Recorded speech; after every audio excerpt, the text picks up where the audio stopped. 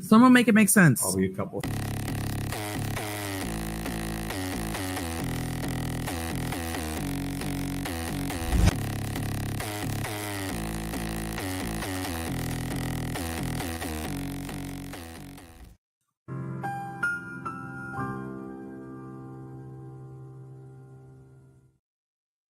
Hello, Squirrel friends. Welcome on in. Shout out to James and Mary who are here in the chat. First one's on in. We are picking up with part 2. I think this is probably going to be a 3-parter, honestly, with this series that we're doing. Looking at the pros and cons of the plea deal and the impact that it has on the criminal justice system. It is a really important topic. And if you guys missed, for anyone who did miss part 1, highly recommend you checking it out. Timestamps are done on that. And we got a lot of ground covered. I thought it was really interesting to go through some of this. And part of what we were looking at last time was these different scholars that sort of were discussing alternatives, like to the coercive plea, right? Like what can be done to well, first of all, the problem in the first place being prosecution, like overcharging, right? Or leveraging like a sentence, right? To in order with the goal, with their goal not being to go to trial, but their goal being to force someone into a plea. Whether that person actually did the crime or not, right? And then we were looking at some of the different suggestions that had been put forth by these different legal analysts, and the pros and cons of those. And where we left off was with the part where the person who put together this wonderful article here, he was going to start going through what he believes is the best way to address the issues caused by, as you can see here, the coercive plea, right? The unrecognized scourge of the justice system. Now, we didn't go through that yet because we were going to do that today, but what I wanted to do, and we talked about this last time, was actually go back to the beginning, because there was so much that was so interesting in this article that I thought it might be worth going through. And then we do have some other articles and things we're going to look at. And I do also have a special treat for you guys regarding plea deals in North Carolina that we'll look at as well. So you're very welcome, James. I'm just so happy that you're here. We are having crazy severe weather here as well, guys. Hopefully you all are all safe where you're at. I don't know that we have too many squirrel friends in Texas, but anyone who's in Texas, we hope that you are safe, or anywhere that's having severe weather for that matter. Okay. So see if it'll let me scroll. Come on.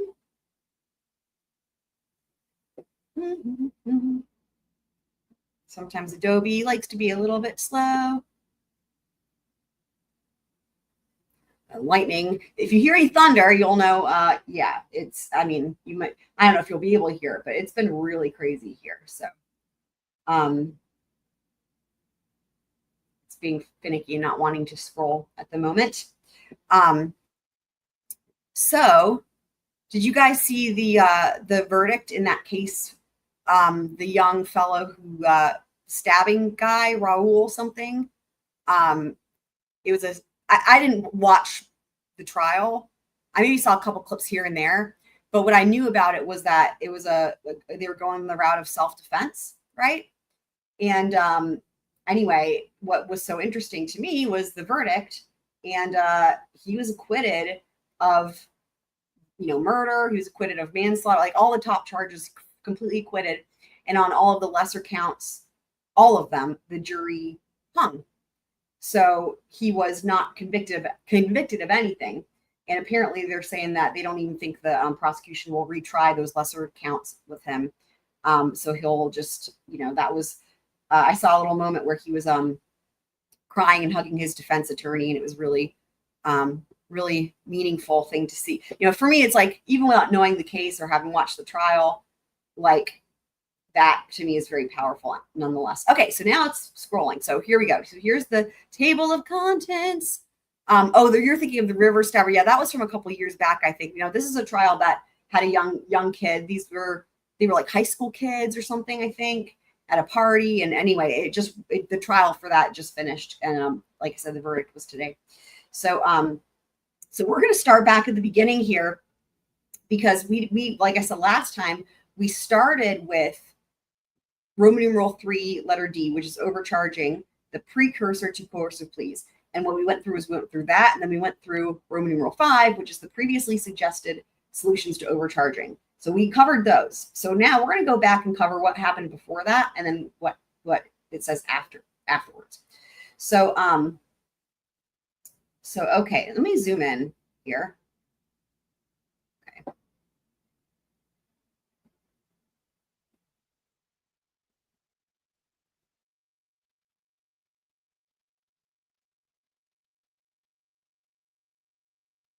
Okay, let's read. So it's starting out with like a hypothetical. Let's read this. All right. So here we go. While walking down their street one evening, let me zoom in a little more. Marcus and Alfred, both 18, passed a boy that they recognized from school. Marcus approached the boy, and in a low, menacing voice, he demanded the boy's backpack. After rummaging through the pack, Marcus pulled out $40, shoved the boy down, and walked off. Alfred, surprised as he stood by watching, pulled the boy to his feet and then walked away in the same direction as Marcus. The police later arrested both Marcus and Alfred, and the prosecutor charged them with robbery and street terrorism. Although Alfred did not actively participate in this event, the prosecutor charged him under the accomplice theory of criminal liability, for which he could face up to 16 years in prison. Days later, dressed in a jail-issued orange jumpsuit and seated in the secure custody box, Alfred watched as his court-appointed attorney discussed his case with the prosecutor. When the attorneys finished, Alfred's counsel relayed to him the prosecutor's so-called one-time offer. Quote, "If you plead to the robbery charge, the street terrorism charge will be dropped and you will serve 2 years in state prison." Counseling him on this offer, Alfred's attorney adamantly urged Alfred to reject this deal and take his case to trial. His attorney promptly expressed his belief that if the case did go to trial, Alfred would be acquitted. He maintained that Alfred was only in the wrong place at the wrong time with the wrong person.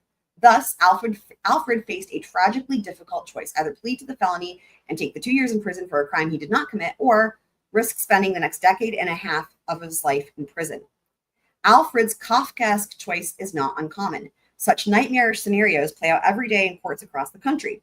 The vast discrepancy between the offered disposition and the potential punishment for a conviction at trial can often lead to coerced pleas.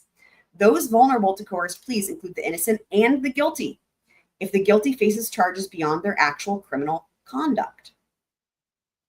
The criminal charging process is, of course, an essential component of the criminal justice system. As the Supreme Court stated, plea bargaining is, quote, "inherent in the criminal law and its administration," end quote. Some American justice system scholars maintain that court systems would buckle under the weighty caseloads if attorneys were unable to reach agreements in the vast. Now it's not letting me scroll again. I'm going to guess it'll say the vast majority of situations, maybe. But when I mentioned this last time, right, one of the reasons why they are important, for one reason, is because, yeah, like literally the criminal justice system would implode if it was not an option. Why are you not letting me scroll again? Okay, in the vast majority of their cases. Consequently, negotiating dispositions has become the norm. And when it says dispositions, that means basically like resolution, right? However, for the plea bargaining process to serve the public fairly, it must be implemented with careful discretion, particularly when evaluating who should be charged and what should be charged to fairly and accurately reflect the criminal conduct involved. If compromised, the potential for injustice and the specter of coercive plea bargaining move front and center.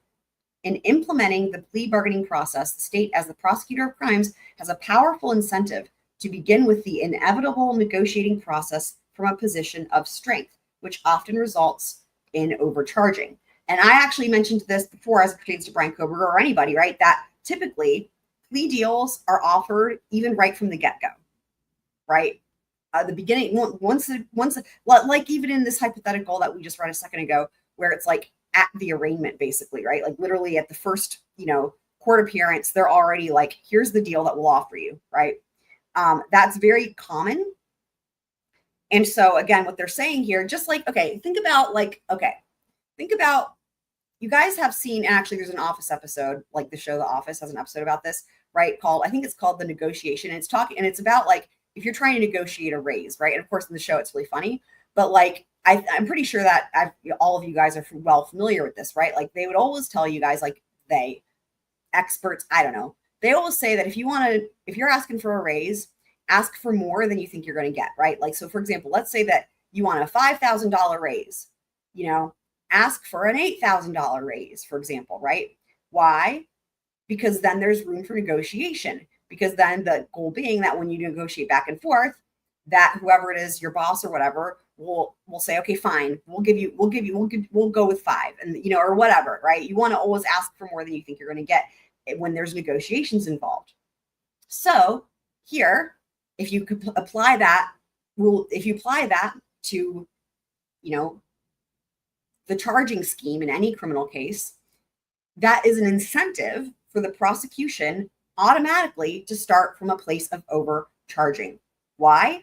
Because if they charge, and first of all, they're supposed to only charge, right, what they believe they can prove beyond a reasonable doubt, right? They're only supposed to charge as much, they're supposed to charge the highest offense, right, that they believe the evidence will show and will bear out at trial, right? That's what they're supposed to do. But is that what they do all the time? Ethical prosecutors, yes. But oftentimes the idea being, if they charge above that, whatever it is that is the highest suitable charge given whatever the alleged crimes are, if they start from a place of above, right, then they can negotiate via the plea bargaining process to get to what the top charge would have been had they charged fairly to begin with, if that makes sense. So think of it like that, right? Like if you're same idea, if you're going to negotiate a raise, or whatever, any type of negotiation process, they will always say you want to start with more than you think you're going to get or whatever, with the idea being that after the negotiations, it'll be more to where you were initially wanting it to be. So yeah, so which often results in overcharging. Yet, whenever a prosecutorial agency files charges that are disproportionate or misrepresentative, of the defendant's actions, that agency runs afoul of ethical guidelines governing prosecutors. Like I said, they're not supposed to do it. Abuses its prosecutorial power and compromises the justice system as a whole. However, identifying the shortcomings of the plea bargaining power is less problematic than actually discovering sensible and workable solutions to those problems. Most would agree that coercive plea or sentencing bargaining is wrong. The rub, of course, is fixing the problem. With that ambitious and perhaps elusive goal in mind, this article offers an approach to reduce, if not eradicate, coercive plea and sentence bargaining. Part 1 of this article briefly sets forth the ethical and professional duties of prosecutors. Part 2 examines the game theory concepts at play in plea and sentence bargaining negotiations. For perspective, Part 3 explores the evolution of plea bargaining from common law and elucidates the problem of coercive plea bargaining. Part 6 analyzes how other scholars' approaches fail to address the problem adequately and hence have not been implemented. Finally, in Part 5, how is that? Oh, that was supposed to say Part 4, I guess, but it got the Roman numerals backwards. Okay. Part 5, this article concludes by offering a viable approach for limiting prosecutorial abuse in the charging process, an approach that governments, both state and federal, can implement without disrupting the justice system and without significant costs. I can't wait to see what is suggested. So before we jump in, so that was all like the introduction. Before we jump into Roman numeral one, let me see what you guys are saying in the chat. So what are you guys saying? Yes, I did have great parents. I was very lucky to have great parents. Those James is mentioning that because we've talked about my parents before on other live streams.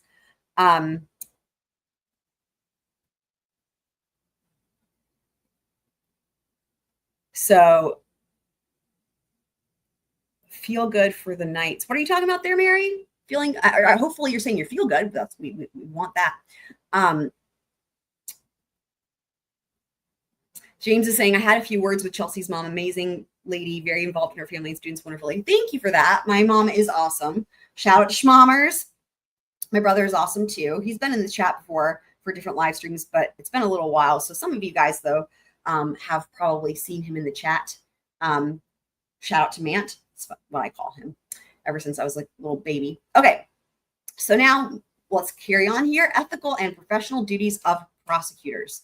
The prosecutor, a representative of the state, serves as the public's minister of justice, thereby distinguishing the prosecutorial role from that of simple advocacy. The Supreme Court once described the prosecutor as, in a peculiar and very definite sense, the servant of the law, to the twofold aim of which is that guilt shall not escape, nor innocence suffer. It is as much his duty to refrain from improper methods calculated to produce a wrongful conviction as it is to use every legitimate means to bring about a just one.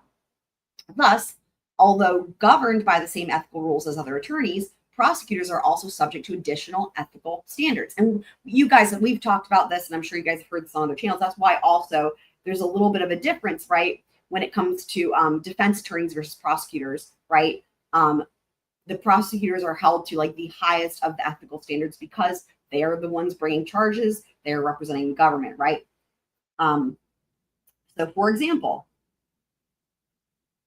Model Rule of Professional Conduct 3.8, and that's the ABA rule, right? Which specifically addresses the special responsibilities of prosecutors, instructs prosecutors to bring only those charges supported by probable cause, like I was saying, which is commonly defined as, quote, a reasonable ground to suspect that a person has committed a crime.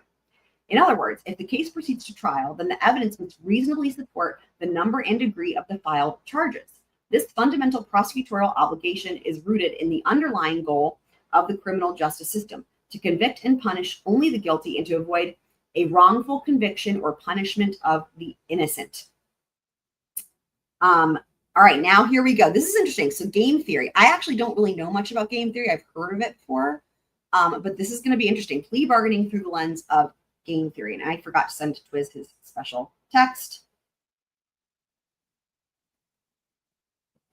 He's so funny.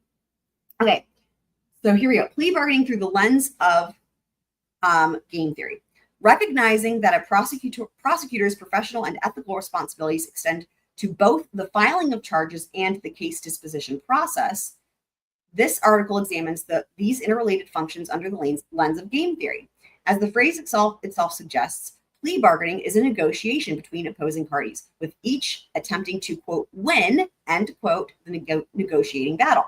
However, winning in this context is not entirely a function of whether the prosecutor obtained a plea to the crimes charged or a lengthy sentence, or whether the defense obtained a plea to a significantly lesser charge or a minimal sentence. Rather, winning and losing in this serious business of plea bargaining is often defined by the parties' respective motivations and expectations.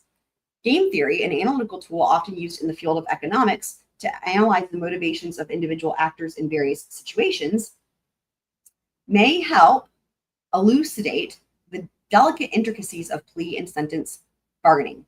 In this context, game theory identifies the incentives and motivations of prosecutors and defendants throughout the stages of the plea bargaining process, ranging from the filing of charges to acceptance or referral of prosecutors' final offers. The following analysis synthesizes past explorations of plea bargaining using the game theory, thereby demonstrating a prosecutor's individual and institutional motivations to overcharge defendants. There it is. Why they want leverage, right? We've been talking about that a lot on this channel, as well. Yeah, I guess as it pertains to the plea bargaining, right?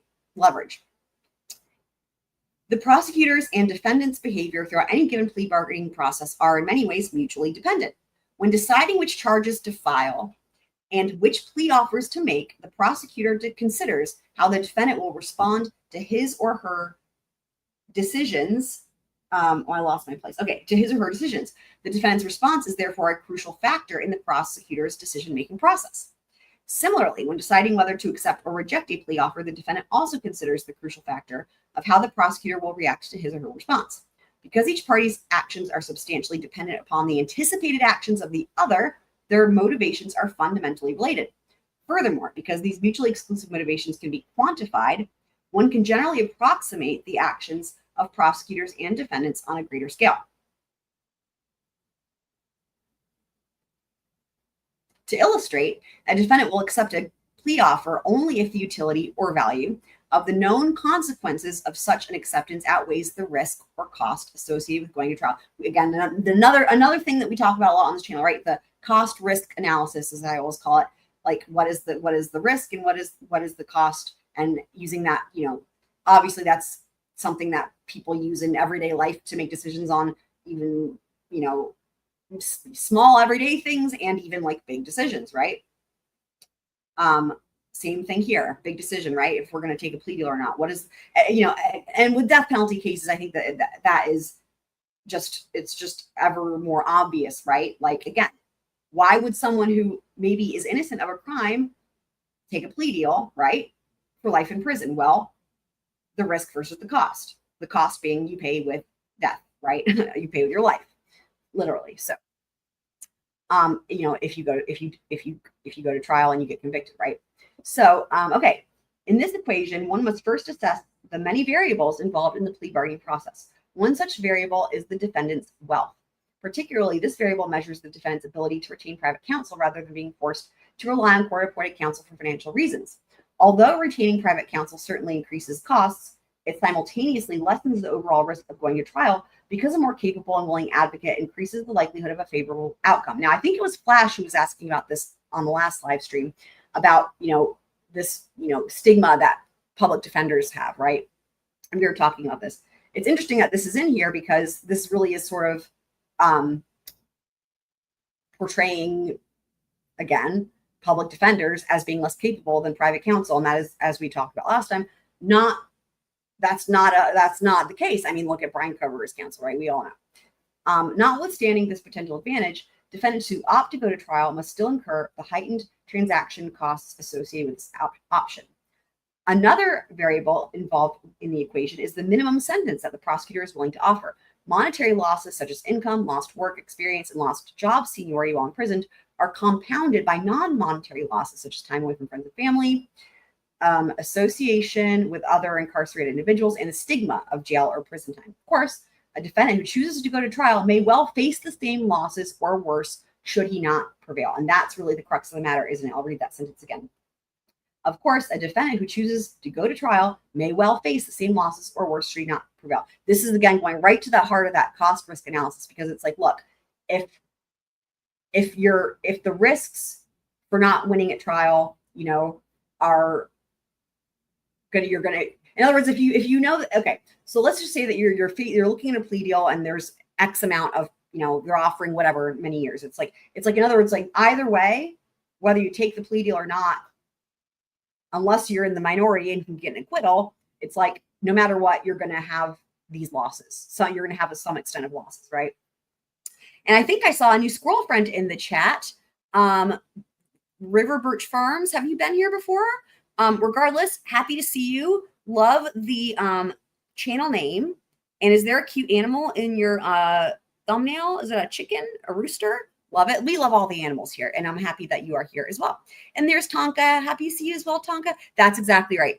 Yes, you're damned if you do, and you're damned if you don't. Exactly. That's it. Well said. Well said. Well said. And also happy to see you again, my friend. So, okay. And River, I got your name wrong. Sorry. River Birch Farm says, yeah, new here. Oh, awesome. Well, welcome to the Squirrel Crew, the best squirrel crew on the planet. In the universe, let's just say. Best squirrel crew ever. Let me make sure I get this. So River Birch Farm. That's awesome. Feel free to share where you're joining us from. You don't have to, but we love talking about squirrels of the world here. Shout out to Tonka, who's joining us from Alaska. James, who's in North Dakota. Mary is in California. I'm in North Carolina, and we do have plenty of squirrel friends who are in other countries, and we love it. We love squirrels of the world. So, and feel free to join the Discord as well for anyone who's new. Okay. So in sum, the equation reads, a plea bargain occurs if the value of the plea, did I say California? Sorry, I meant Georgia. I don't know why I said California. Georgia. Sorry, Mary. Why did I think California? I don't know why. Yes, I knew Georgia. I knew that. Just my brain, something got crossed there. We do have plenty of school friends in California, but thank you for correcting me on that. Georgia. Oh, you're in South Carolina. Since you're new here, I'll just tell you, Murdaugh is my absolute favorite trial of all time and favorite case of all time. And you'll soon learn that I'm very much like, we do a lot of Murdaugh here. But love that you're in South Carolina. That is awesome. Are you close at all to Redbeard? Because I have thoughts on that. Dory, welcome also. Another new school friend. Love it. Good luck on 1.75 speed. Although I usually talk fast, but when I'm reading, it might not be nearly as fast, but hopefully doesn't drive you crazy. But welcome. I'm sure you can't hear me right now until you catch to this point in the live stream. So we'll put this in the chat as well. But welcome to you as well. Okay. So, right. In sum, the equation reads, a plea bargain occurs if the value of the plea less the costs associated with transacting the plea bargain and serving the offered sentence is worth more to the defendant than what he or she might gain at trial. This equation is not intended to provide a definitive guide to each party's motivations during plea bargaining. Rather, it is intended to provide an example of ways in which party motivations may be quantified and analyzed, thereby serving as a basis of policy recommendations. One of the equation's obvious limitations is its assumption that both parties know every fact involved and every piece of information that the other party has, including the verdict, should the case proceed to trial. Right. In other words, it has to be an assumption of a guilty verdict, right? For otherwise, there would be no reason for plea bargains.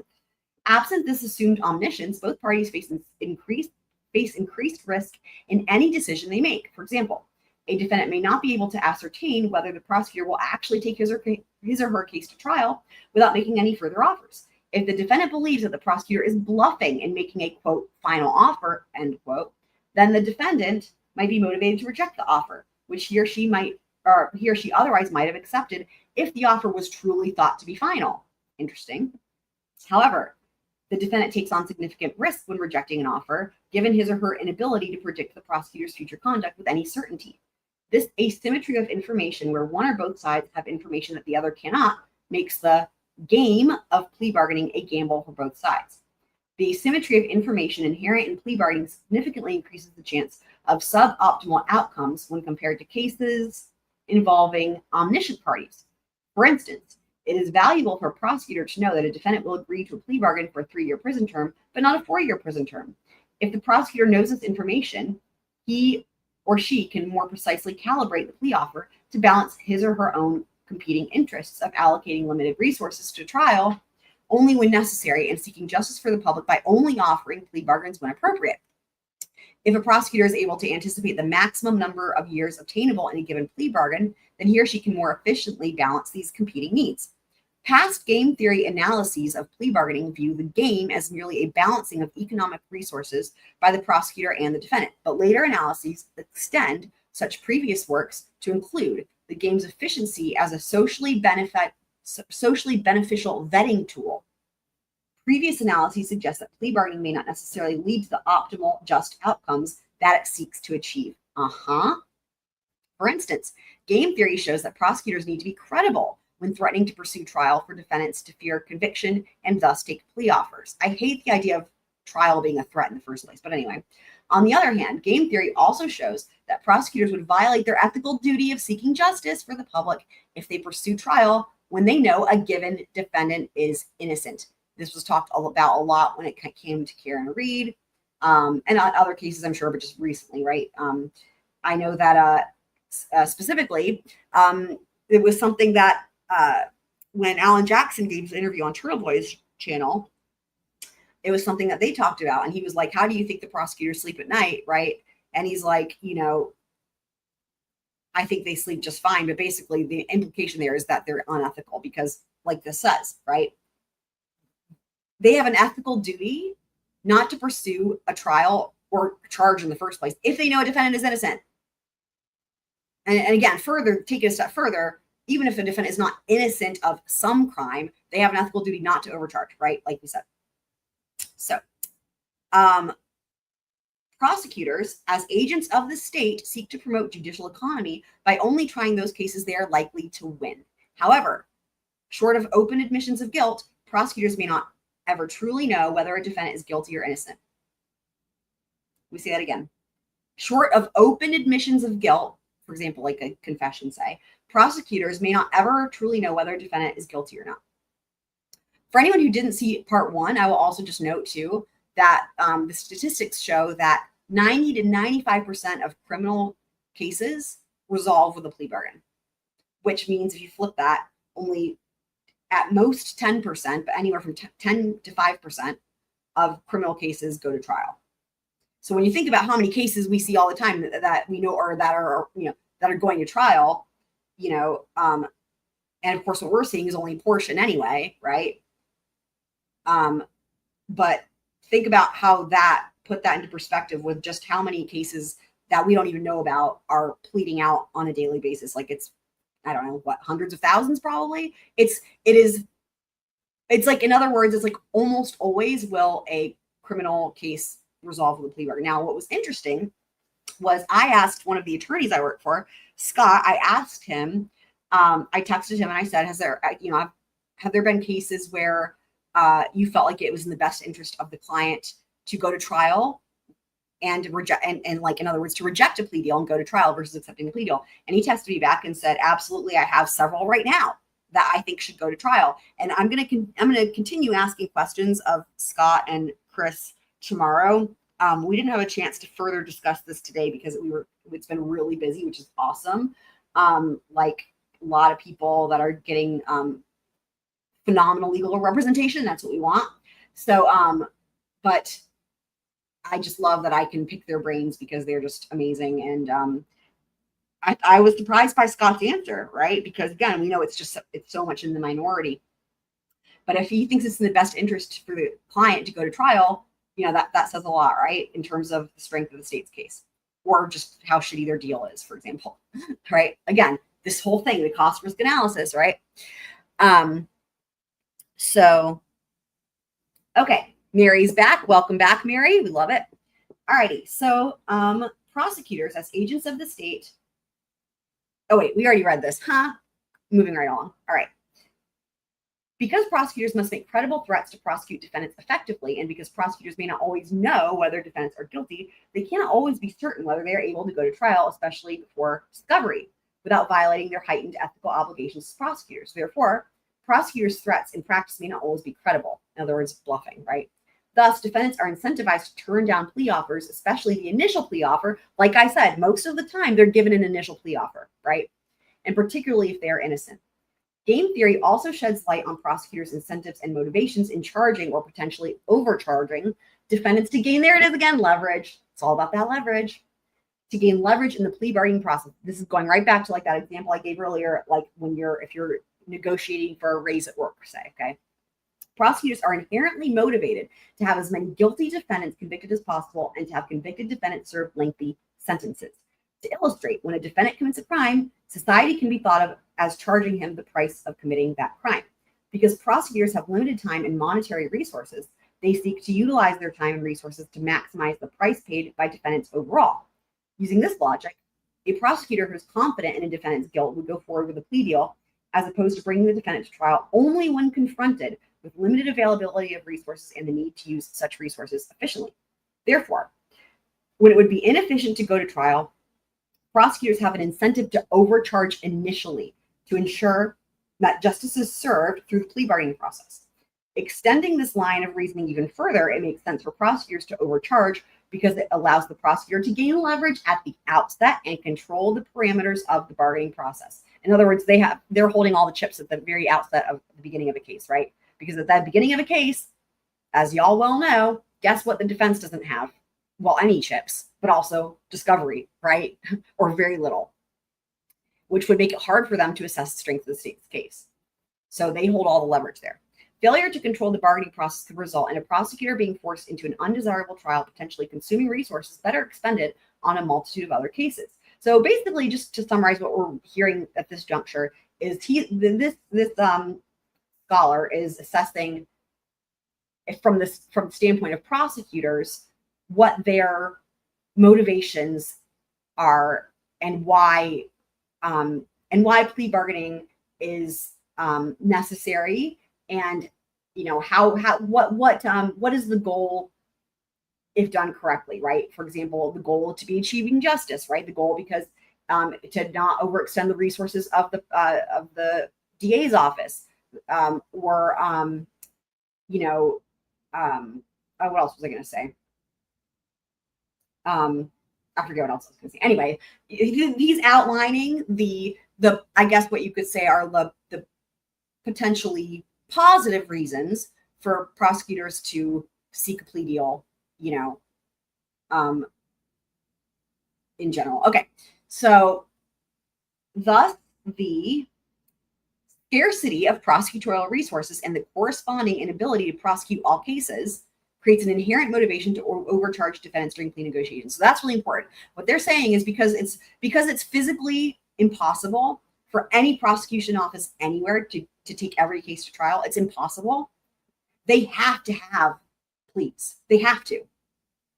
So what it's saying is it's inherent, right, in the entire system to overcharge defendants, because then again, if you overcharge, you're more likely to get them to take that plea, right?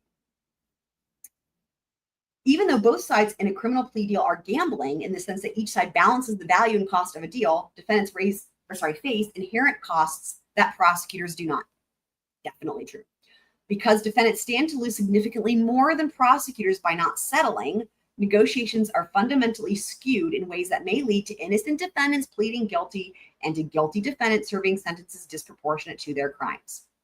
Among the impediments that generate unfavorable equilibrium points or outcomes for defendants vis-a-vis the prosecution is their lack of experience playing the plea negotiation game.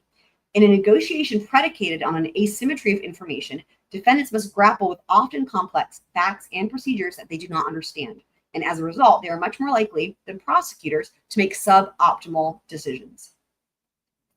Court-appointed attorneys must minimize or may minimize this shortcoming, but the extent of mitigation varies widely depending on the quality of counsel available. Yeah, absolutely true. Y'all remember what happened with Katie McBanois? That was potentially, not even potentially, I don't think we'll ever hear of a plea deal that was better than that, because it doesn't get any better than that. And her attorney convinced her, I would say, and many others would say, to turn it down and take their case to trial. And ironically, that same defense attorney is also working on the appeal, and which is interesting, because really one of her strongest appellate points would probably be ineffective assistance of counsel for having her for her counsel, supporting her to turn down that plea is absolutely insane. Absolutely insane. There was no, talk about cost risk analysis, right? There was no benefit to take that to trial at all. There was only everything to lose by taking that case to trial, and only everything to gain by accepting the plea deal. And for anyone who's like, what are you talking about? So Katie McBanois was like the middle lady in the Adelson case. So she was like the connection between the two hitmen and the Adelson family, right? And she had no criminal record, nothing at all, right? She's a mom. The deal that they offered her, guys, you'll never hear this again. The deal they offered her was if she just like basically threw Charlie under the bus, Charlie being the brother of the Adelson family, right? What usually people do when you've got a number of co-defendants, right? Or like co-conspirators. That is a really appropriate time to offer plea deals, because you can use them, to they'll rat on other people, right? It happens all the time.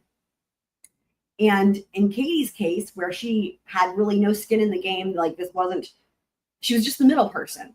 And Charlie like manipulated her into finding people to do this hit and all that, right? All she had to do was like basically be honest. I wouldn't even say it's ratting in this case or throwing him under the bus. All she had to do was be honest about his involvement, right? And all that, and that she was hired for this purpose. And what they were going to offer her is this: you walk today. You walk out of here. Not even we're going to give you a lesser sentence, or not even, time served, or not even a lesser charge. Literally, you walk, and this never happened. As in, not even charges. It's not even like in other words, she wouldn't even have anything on her record at all. They were just not even a charge. Like poof, goes away, and you walk today. You leave. And we see this with her in her interviews after the fact, that she wanted to take that deal because she could go home to her kids, and there was no reason not to, but that she felt pressured by her attorney to turn it down and take her case to trial. And of course, she was convicted and now has life without parole. Anyways, okay.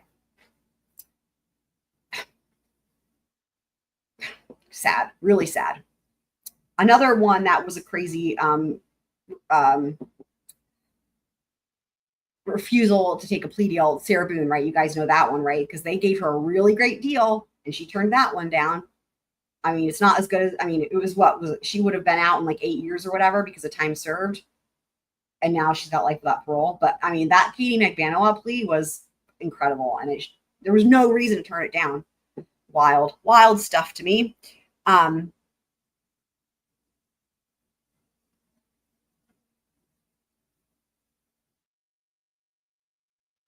Tonka saying, I'm of the opinion no deals and no paper if the state wants to prosecute me. What do you mean by no paper?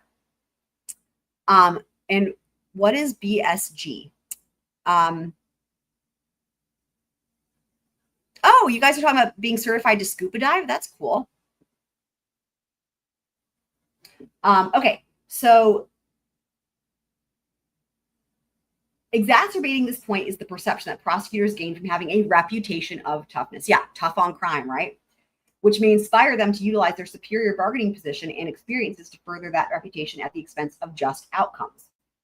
Additionally, trial often costs the defendant more in terms of higher fees and increased risk than it does the prosecutor. Yeah, absolutely. In most game theory models, prosecutors must balance the state's resources of the public enterprise and well-being, but never their own out-of-pocket expenses. True. Finally, defendants' risks are, of course, more personally motivated and therefore more likely to induce risk-averse behavior than the risks faced by prosecutors. Given identical facts, defendants must necessarily be more risk-averse, even if innocent, than a prosecutor. If defendants do not settle, they face the potential loss of entire years of freedom, connections with loved ones, and earning capacity, among other potential costs, and prosecutors do not face any such losses. Game theory models show that prosecutors only stand to lose time and resources spent going to trial, which they could have been spent pursuing other defendants. One could argue that if a prosecutor fails to broker an optimal settlement, then the value of public justice will be diminished, whereas the judicial economy is preserved. However, the value of a, quote, just result, end quote, obtained through a plea bargain, although theoretically valuable to prosecutors as agents of society at large, is rarely cognizable as a personal loss to the prosecutor if the bargain fails. For instance, assume the theoretically just result in a given scenario is for a defendant to serve 2 years in prison.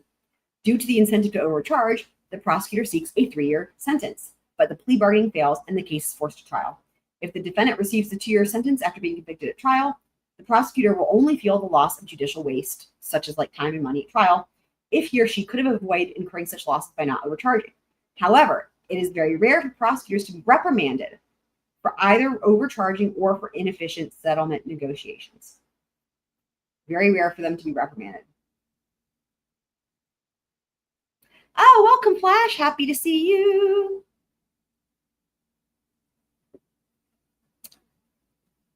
Oh, cool. It's a show, Bering Sea Gold TV show. And what is Nome? Nome? Yeah, right?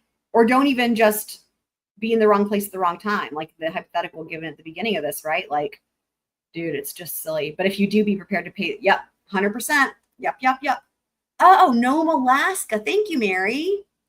That's cool. So there's a TV show. Is that near where you live, Tonka? I've never heard of Nome. Nome, not Gnome. Obviously, for anyone who's listening and not looking at what's on the screen. I had not heard of Nome, Alaska. Okay, game theory reveals these shortcomings of plea bargaining and demonstrates that new policies need to be implemented to re-equilibrate the game of plea bargaining.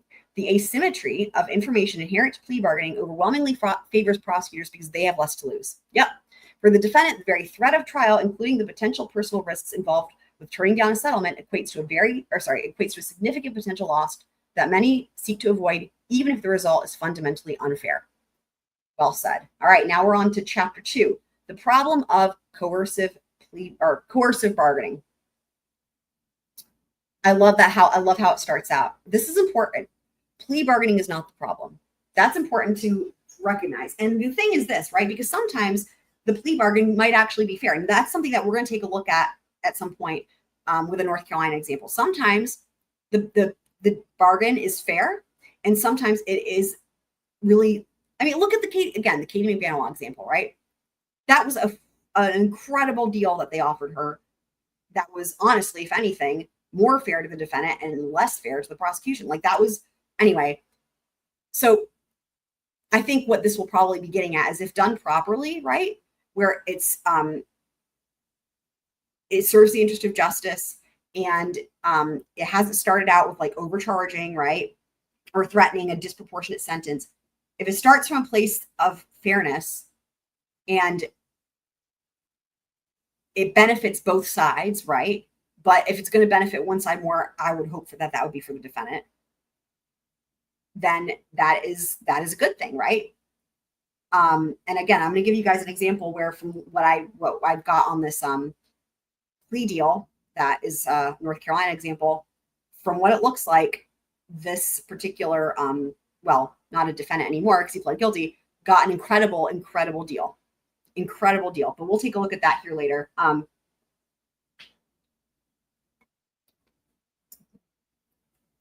Okay. Plea bargaining is not the problem. By itself, plea bargaining is not the problem. Quite the contrary. It is essential to our judicial process. According to one commentator, it defines contemporary criminal prosecution. Plea and sentence bargaining are only problematic, as previously set forth, when an accused is coerced into a so-called bargain for fear of punishment disproportionate to his or her actual criminal conduct, if any. And that's the key thing here, right? When it's disproportionate. When it's disproportionate to his or her actual criminal conduct, if any. Yet, some persist in painting the entire practice of plea bargaining as the problem. Detractors maintain that plea bargaining is a product of laziness, bureaucratization, over-criminalization, and economic pressure.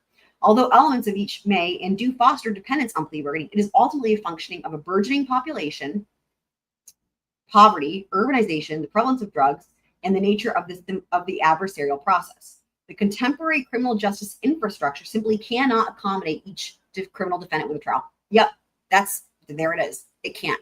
It literally cannot. It's impossible. Furthermore, even critics of plea bargaining must acknowledge that some form of bargaining is the norm, even in the most mundane types of cases. Sentence bargaining is one such example. Before defendants agree to plead to the precise charge filed, they typically strike a bargain with the prosecutor about the length of each sentence they must serve. To reach this settlement, prosecutors and defendants have open discussions about the consequences of the bargain, thereby allowing defendants to be informed when entering their pleas and thereafter receiving their sentences.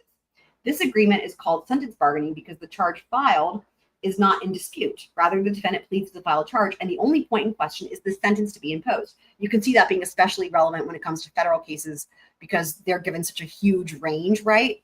10 to life, for example. And some states do have wide ranges like that, but other states, the sentencing guidelines are pretty specific, and you're not looking at like this huge ass range. But in federal cases, that's what you have anywhere, right? If it's a federal case. So welcome, Bunny. Happy to see you. James says, thanks everyone for joining tonight. I second that. Yes, thanks everyone for joining tonight. We love you guys.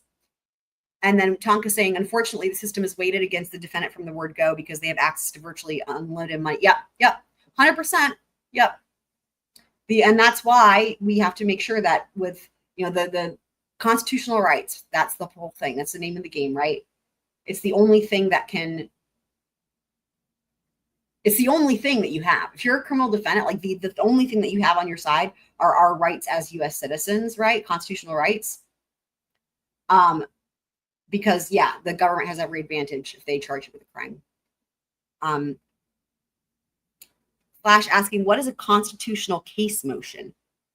Constitutional case motion. I suppose what that sounds like to me is a motion that's based on case law, constitutional case law.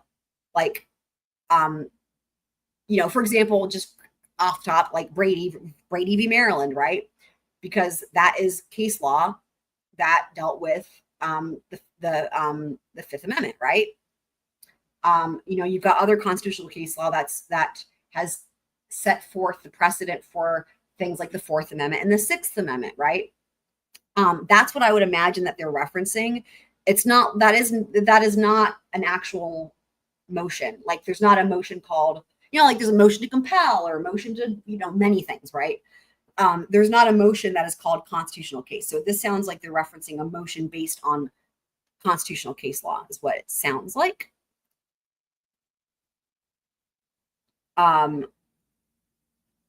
So yeah, that's all I can say about that though. So, okay. This arrangement is called sentence bargaining. Okay, no, I already read that one. I already read that part. Okay. Plea bargaining, in contrast to sentence bargaining, typically involves negotiations about several charges. These negotiations conclude with either the dismissal of some charges in exchange for guilty plea to one or more other charges, or a downgrade of the original charge in exchange for guilty plea to a lesser charge. Typically. And so, just to make this come full circle here, right? But they're talking about the difference between sentence bargaining and like plea bargaining. So for Bryan Kohberger, it was sentence bargaining, right?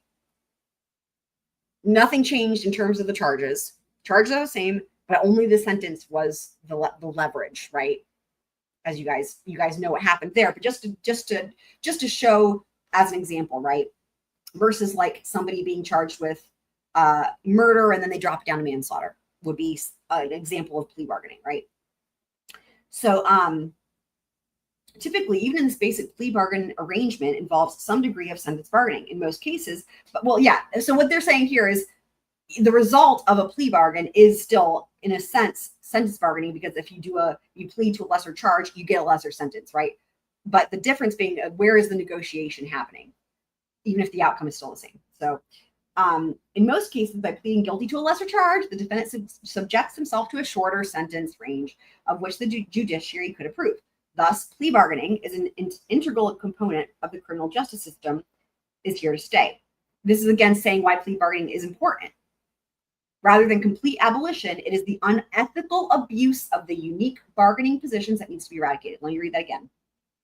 Rather than complete abolition, it is the unethical abuse of the unique bargaining positions that needs to be eradicated.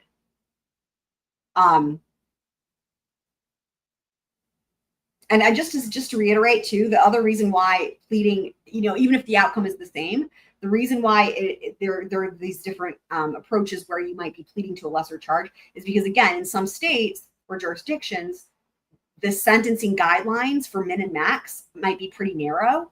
So, like, for example, if there's a top charge of first-degree burglary, right? And let's just say that in this particular jurisdiction, the range is like 8 to 10 years. I'm just making this up hypothetically. 8 to 10 years, right? It's like, okay, but both sides are of the mindset that 4 years would be appropriate for this particular case, right? There's no way that they can just negotiate the sentence, right? Because the judge can't just the judges have to follow like the sentencing guidelines, right? And so again, if you have a wide range for the sentence like you do in federal cases, it's different. But if you've got a narrow range, then the goal would be to then say, okay, well then instead, if we think 4 years is appropriate for the sentence, which lesser charge, lesser than first-degree burglary in this example, has a sentencing guideline, right, of let's say 3 to 5 years, for example, something like that, right? And it's like, oh, okay, third-degree burglary. So then they would drop that first-degree burglary to third degree so that they can get that sentence, right, if that makes sense, because the judge has to follow the sentencing guidelines. Okay. A short history of plea bargaining. I'm going to skip this because, you know, this is, well, I'm sure it's fascinating. This is less pertinent to our discussion here, and we've got lots of really interesting things to look at. So this brings us to the part that we read last time, which is overcharging, the precursor to coercive pleas. So for you guys that missed it, definitely watch part 1. And again, I've got timestamps, very specific timestamps are done. So I'm going to skip ahead to the part that is where he proposes, the scholar proposes the solution in his opinion. We went through, this is the parts that we did last time. Okay, and this is where we had left off with Roman numeral 6. Okay, I'm very excited to see what he suggests.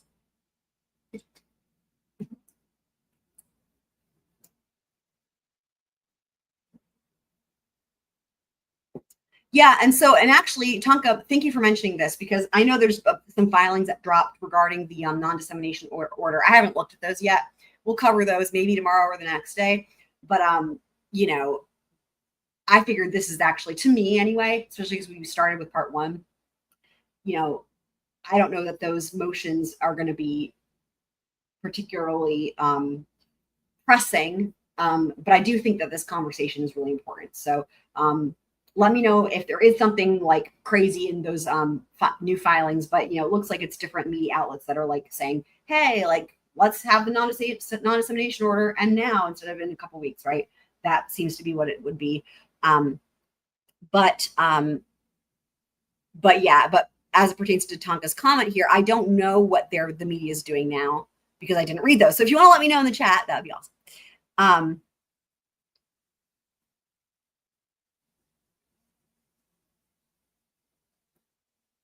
David Bird, I think you've been here before. So if you have, welcome back. And if you haven't, welcome. Happy to see you. The media is now gaslighting about tough prison condition. Yeah, right. I know. It's just so frustrating seeing those on YouTube pop. I'm like, everyone knows that prison sucks. Like, this is dumb.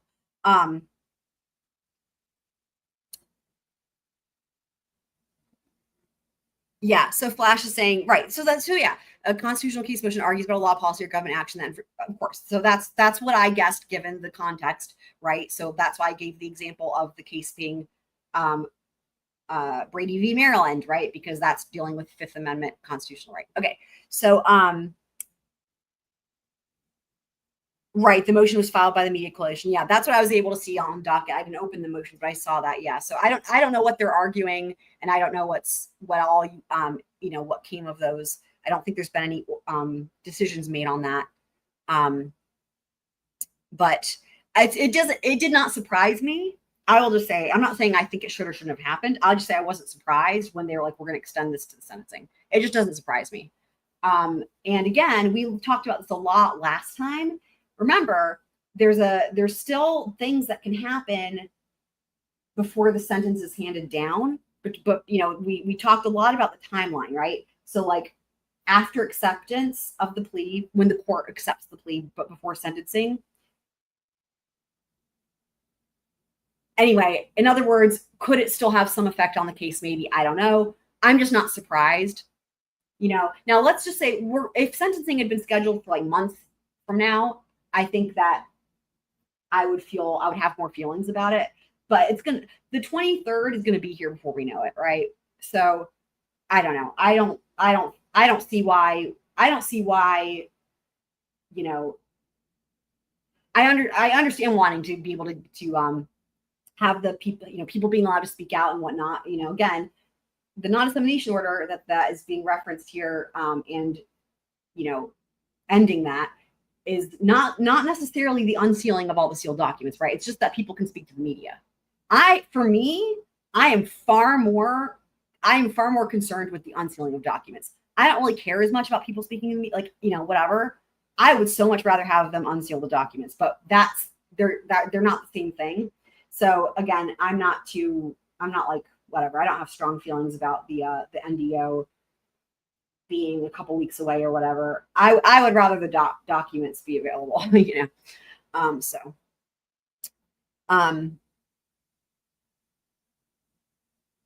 Someone thinks that prison is an adult day. Yeah, that is insane. That's absolutely insane. That's just craziness. I don't understand that at all. Yeah, unsealed, non-redacted, 100%, 100%. Now, as far as like graphic details of the crime scene, or I guess rather maybe if there's pictures, in every case, as you guys well know, it is standard practice for those to be permanently sealed, and I think that's a good thing. But as far as like everything else, like yeah, unredacted, unsealed, you know, I for me, it's like I'm fine if they want to use it, people's initials, whatever, or you know, or like obscuring phone numbers, dates of birth, fine, right? Shit like that, personal information. But that's not relevant or as important in terms of determining the content of those pleadings, right? Or the facts at hand or the evidence. So that's what matters, right? And again, the other thing too is, right, even if the NDO is lifted and then people can come out and talk to the media, for me, as you guys well know, again, that's going to hold little water until it's verified by court record. That's why I always go to the documents anyway, right? So like people can say whatever they want to the media, right? And it's like, okay, they can and they do, right? Give me the documents. Give me the documents.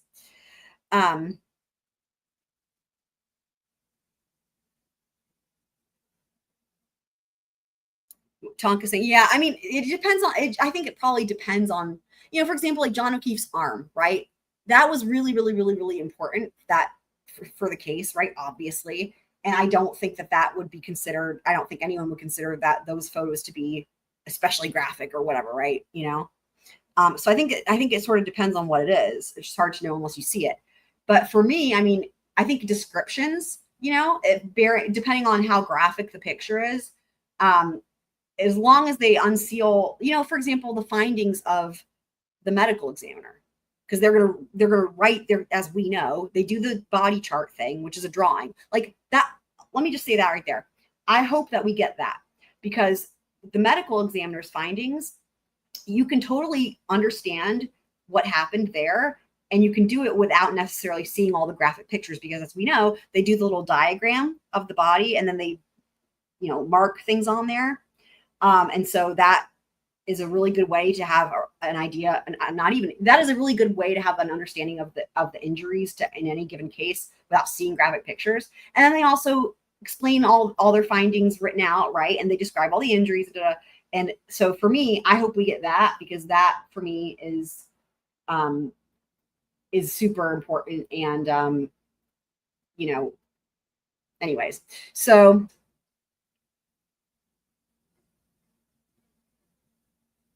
and how much time the legwork would have taken. What are you referencing there, David, with the legwork? I think you're not talking about Ethan's. Are you talking about Ethan's legs, or you know, legwork, because it could be multiple things there. Yeah, the autopsy reports. Yes, exactly. That's what I'm saying. The medical examiner's findings. That's the same thing. Same, right? The autopsy reports. Yeah.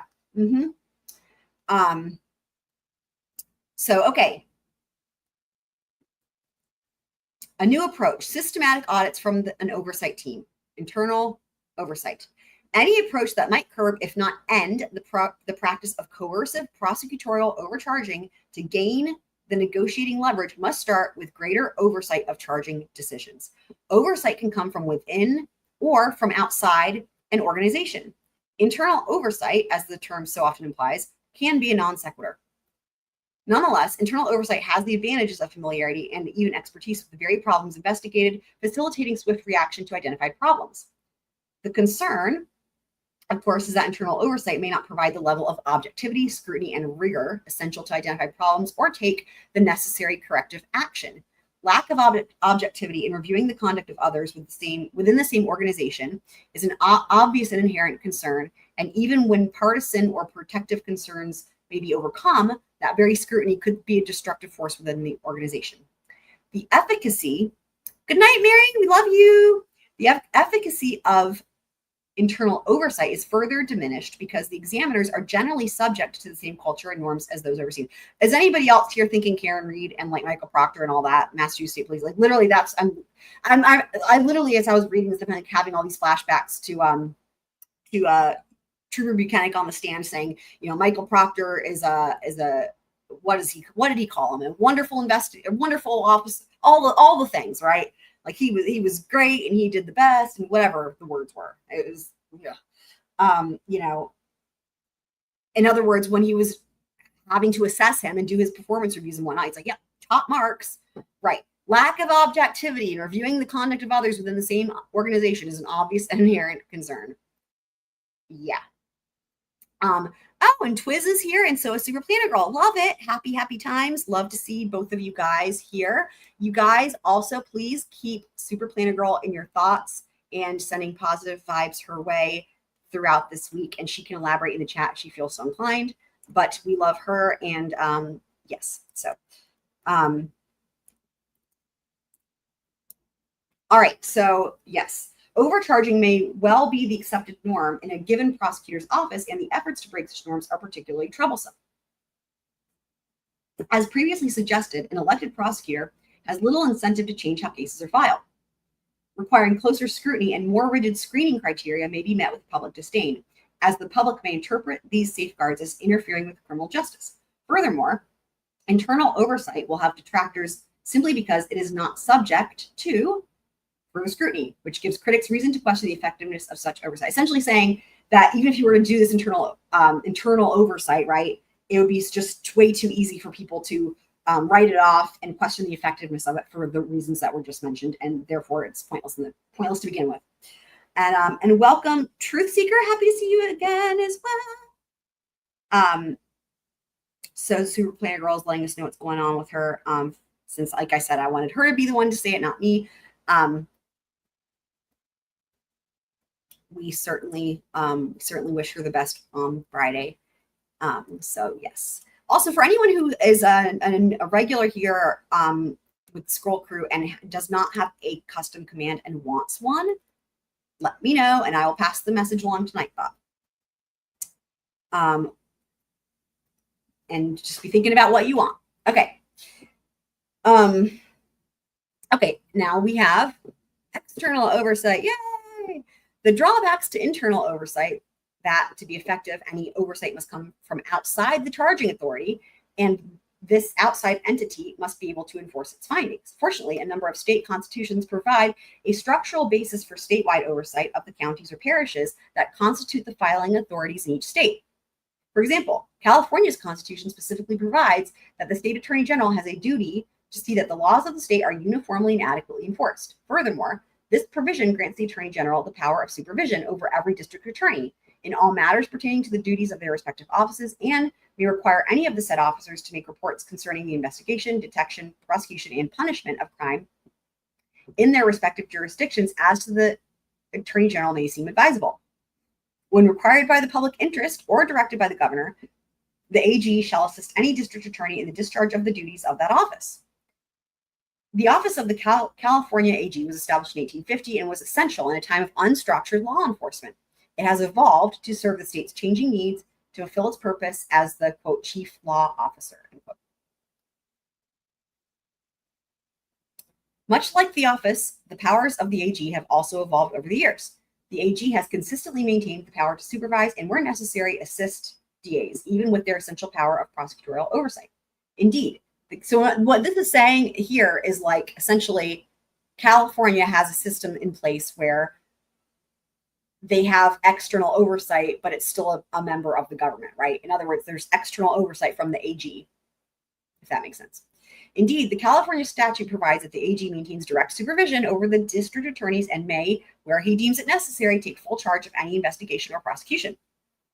The Supreme Court of California interpreted this clause based in the constitutional provisions of Section 13 to mean that the AG may assume principal control and direction over business conducted by DAs. Although California courts have indicated that the AG does not have the absolute control over law enforcement officials, the AG has consistently maintained the power of prosecutorial supervision and oversight.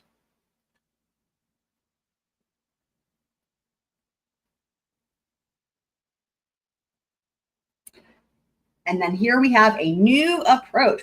Woo! Okay, drawing upon the various thoughtful approaches set forth in Part 4 and grounded by the structural support provided by many state constitutions, this article proposes a workable, affordable approach to the problem of prosecutorial overcharging. from which coercive plea bargaining arises. California's Constitution serves as the model of this proposed approach, as the language of this Constitution is typical, which makes this proposal portable to other states. California's AG, as the state's top law enforcement official, is vested with the constitutional authority to supervise the conduct of California's various county prosecutors, which necessarily includes oversight of how the various counties conduct the charging process. However, this oversight authority exists today primarily in word only. In reality, each county's elected DA operates autonomously. For the office of the state attorney general to exercise its oversight authority would not be a drastic invasion of the district attorney prerogatives, because the office already supports county prosecutors in numerous ways. When the county prosecutors are recused from prosecuting a case due to local conflict, the state AG provides its own prosecutors to assume those cases. Other statewide functions include direction of the state's Department of Justice, supervision of county sheriffs and other law enforcement officers, convening grand juries, employment of special agents and investigators, criminal record dissemination, and controlled substances regulation. However, and somewhat surprisingly, with such an important concern as interstate consistency in charging crimes, there is a paucity of statewide oversight. By way of illustration, a case that would be filed as a typical case, would be filed as a capital case in San Diego County may well be filed differently in Los Angeles County, even when the cases share identical facts. That is interesting. What was filed as a 3-count felony in Riverside County might only draw 1 count in Sacramento County. Interesting. Some will argue that such local decision-making is appropriate as it best reflects the constituency of each county. Furthermore, each county elects its own district attorney, right? And I figured it was going to come to this, right? Because, ideally, an elected government official should be making decisions based on the appropriate needs and wants of that particular community, right? And should that district attorney not represent his or her constituency properly, the people can remove him or her from office. Ensuring proper representation, however, is beyond the scope of this article. The discussion here focuses on 3 concerns. First, as a theoretical maxim, should a statewide agency have some authority to provide input or oversight of county prosecutors to ensure integrity in charging crimes? Second, is it even possible to identify overcharging? Right. I mean, that's one thing. That is a good question, because if an external agency doesn't have all the facts of the case, they might have a difficult time identifying overcharging, right? Let alone to identify overcharging as a mechanism to gain negotiating leverage. And finally, assuming it is proper for statewide oversight and also possible to identify overcharge cases, how should that oversight be administered? Any proposal that introduces oversight into each county's charging process faces significant hurdles. The greatest will most likely be pushback from county prosecutors. Interesting. Let me read that again. Any proposal that introduces oversight into each county's charging process faces significant hurdles. The greatest will most likely be pushback from county prosecutors. They're going to be like, no, we don't want oversight.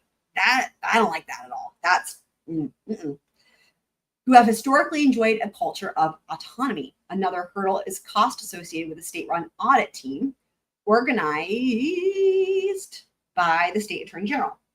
A third criticism relates to the instances of overcharging that lead to coercive dispositions, which would most likely only be discussed post-plea negotiations, raising serious questions as to how coerced pleas would be remedied. Yeah. And that's exactly right, because as we know, when it's done, it's done, and there's very few options. We've talked at great length about that, right? You waive all your appellate rights and whatnot. So there's little remedy that could be implemented, right? This article's proposal addresses each of these concerns. Excellent. Regardless of the propriety of statewide oversight, if such heinous practices do occur, there certainly should be some mechanism beyond the charging entity's internal scrutiny to raise the issue.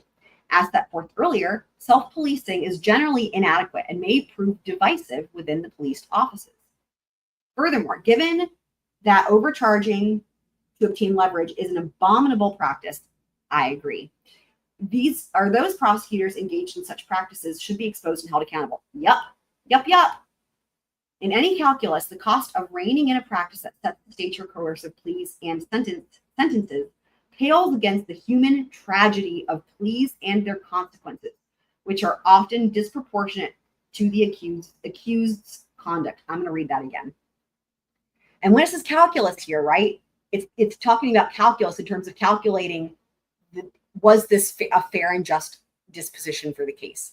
In other words, was this plea bargain a fair and just disposition?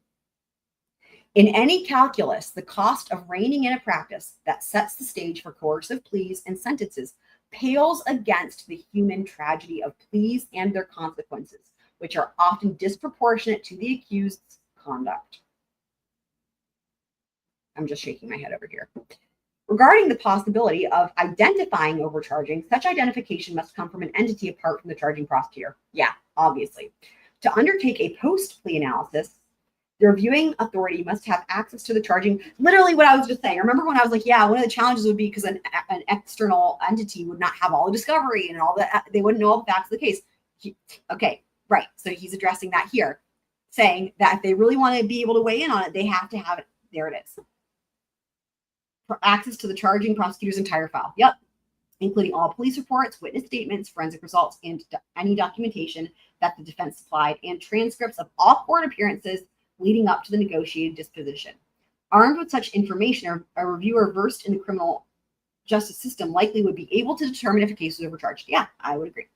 If the reviewer made such a determination, then the investigation would expand to interviews of the parties involved in the negotiated disposition to determine if the prosecutor used overcharging as leverage to obtain a plea or sentence unduly favorable to the state. As for the implementation of such a scheme, there do not appear to be any unrealistic barriers proscribing experienced and knowledgeable criminal law practitioners from identifying when a case was overcharged and if that overcharging resulted in a coercive plea or sentence. Implementation would involve charging deputies in the AG's office with oversight authority in accordance with the office's constitutional powers. Realistically, this audit team would be in a position to review only a small number of files from each prosecutorial office. Any review of such small sampling will not provide definitive findings. So in other words, what they're saying is like, one of the problems here or challenges would be that you couldn't really, it wouldn't be a really great sample or representative of how many cases are overcharged and result in a coercive plea, because they would be only able to review a small sample, right? However, much like the audits conducted by the IRS, the mere fact that any given file could be pulled and reviewed would serve as deterrent. Okay, yeah, great point. If these prosecutors thought that at any point in time their file could be pulled and reviewed, it would serve as deterrence. Yeah, I agree. The AG's audit team would have access to any files they select within each county. Those prosecutorial offices found to have abused their authority by overcharging and coercing pleas would be identified and exposed, motivating them to comply with their prosecutorial responsibilities in the future. Those individual prosecutors found to have abused their authority would be subject to state bar discipline. Yeah, literally, get rid of that shit. No more bar license for you. That's how I feel about that.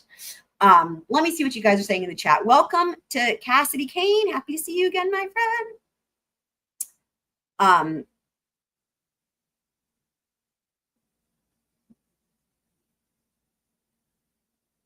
The non-dissemination order. Wait a second. What are you referencing here, River Birch? Because the non-dissemination order, I mean, there were several of those, but those were out years ago, right? Like there was like the first iteration, and there was like an amended, and then there was a revised, and there was like an amended revised. So I'm not sure what you're referencing with that. Those non-dissemination orders that I just referenced that we've had for a long time, those are not redacted, and there's no reason for them to be redacted. There's nothing questionable or whatever in there, and in fact, they're pretty vague. So let me know. Maybe I'm just misunderstanding what you're saying there. Good night, Flash. We love you. Amanda saying it was a quick hi. Thank you so much for being here. I love you. I'll be thinking about you on Friday if I don't see you before then. And let's see what else you guys are saying.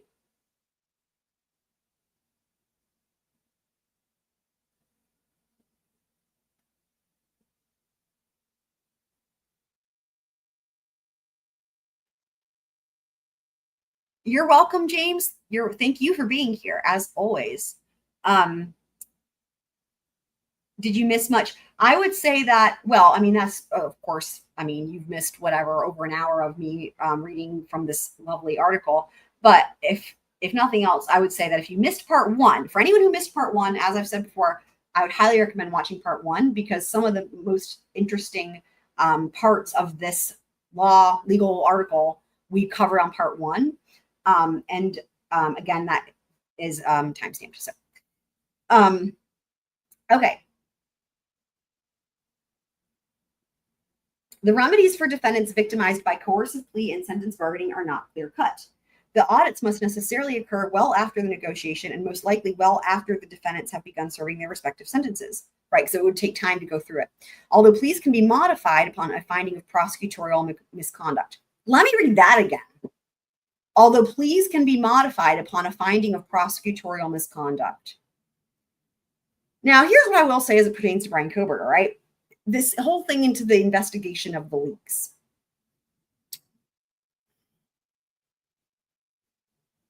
It could be interesting because I'm just playing all this out in my head. If they find that it was a member of the prosecution, which again includes law enforcement, etc., that was leaking, right, to Dateline and whatnot, the source of those leaks, would that arise to what Judge Hippler would deem as prosecutorial misconduct? I think it should, but would he make that finding? I don't know. I would have to pull up and look at specifically how Idaho interprets prosecutorial misconduct, and honestly, that would come from the case law and what because the standards will be different in different jurisdictions, right? And oftentimes it's quite a high standard. But in other words, let's just say, for example, hypothetically, that they find that those leaks, did come from someone in the prosecution office or law enforcement, again, same entity, and that Judge Hippler does find that counts as prosecutorial misconduct. Then if this is saying pleas can be modified.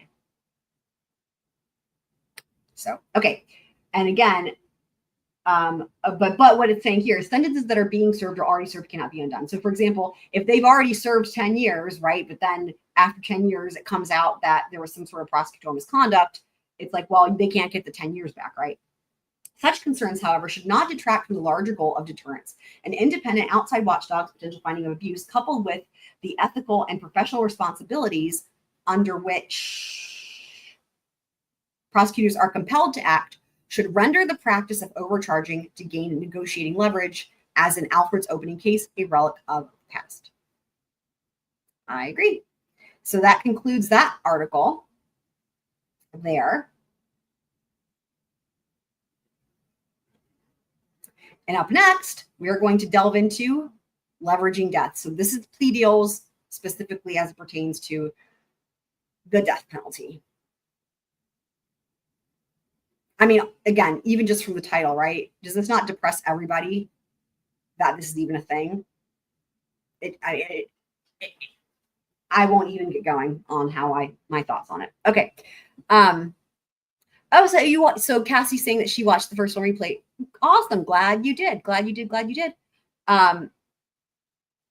It was, yeah, I always have live chat replay on. So, and one thing I will say is that whenever you finish a live stream on YouTube, like it's just finished, the live stream has just ended, YouTube varies. It has to what should we call it? It has to do its processing, right, of the video or the live stream. And sometimes I'll find that there's a live stream that is done processing in 10 minutes. And other times it's been a couple days and it's still not done processing. It's just YouTube being YouTube. It seems to there's no rhyme or reason to it. But if ever you guys are on Replay Crew and you go to watch a live stream and you're not seeing live chat replay, just check back later, because it just means that the video or the live stream is still being processed on YouTube's end. Because what it is that live chat replay is not available. When you always have it toggled on like I do, it's not available until the live stream is done being processed by YouTube.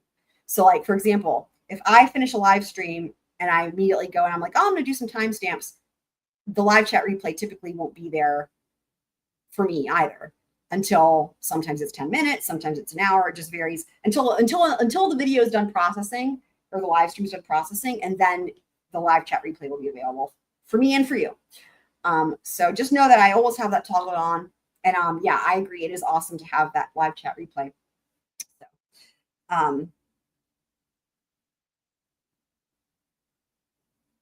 is the audit standard procedure when they're doing their pre-sentence investigation? So the pre-sentence investigation, the PSI, that is not an investigation into how the case was prosecuted, how the charges, the pre-sentence investigation. Great example of this is like with Lori Vallow, right? The pre-sentence investigation is just literally an assessment of the defendant's mental state, basically. Like essentially, usually there's going to be like 3 months or whatever that would go by between a conviction and a sentence in states that have it. Not all states do it, okay?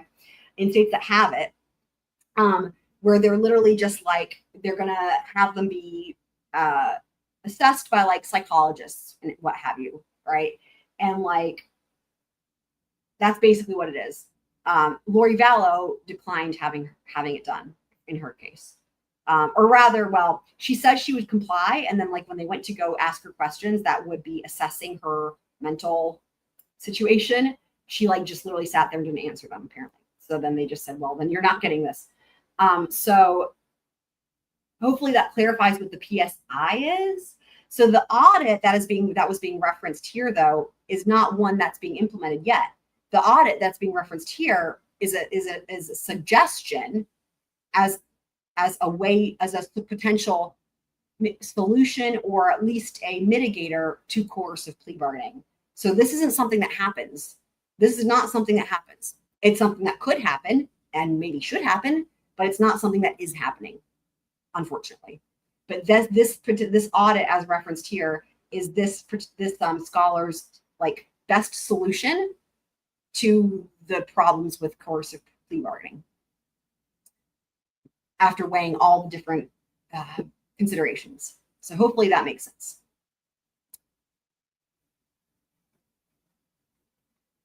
You've really never seen that? What, live chat replay? That's weird. Yeah, every single one of my live streams will have live chat replay on.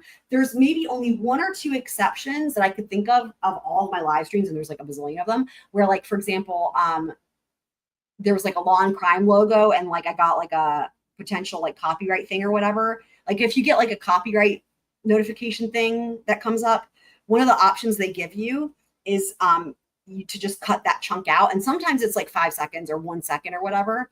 And it just will edit that chunk out. And if it does that, whenever a live stream is edited after the fact, so what that means is trimming it, cutting it, doing anything to the live stream, it will take away the live chat replay, even if you have it toggled on. So the only live streams that I have where you won't see live chat replay are in this very, very, very, very, very few instances where something got like triggered a copyright thing. And so that I don't get my channel taken down or what have you, I removed those. Again, it's not even something you would notice watching it, right? It's like a split second, whatever it is. It's not like you don't lose any of the content, but by doing that, you do lose live chat replay. But the benefit is that I'm still here as a channel because I don't have all the copyrights. So, but again, that's very few occasions. I don't know, maybe 2 or 3 of my live streams, of all the live streams, maybe, potentially. So yeah, you should always be able to see live chat replay. I don't know why other people don't have it though, unless they're just like editing all their live streams after the fact, or they don't have it toggled on. But I don't know why you would do that. Why would you not have live chat replay on? I don't know.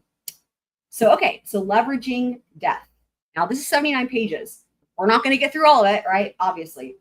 Like I said, there's going to be definitely a part 3, and maybe there might even be a part 4 to this series, because I'm sure this is all worth reading. And again, after this, we still have more to go through as well. This is not the last of this, of what we're assessing here.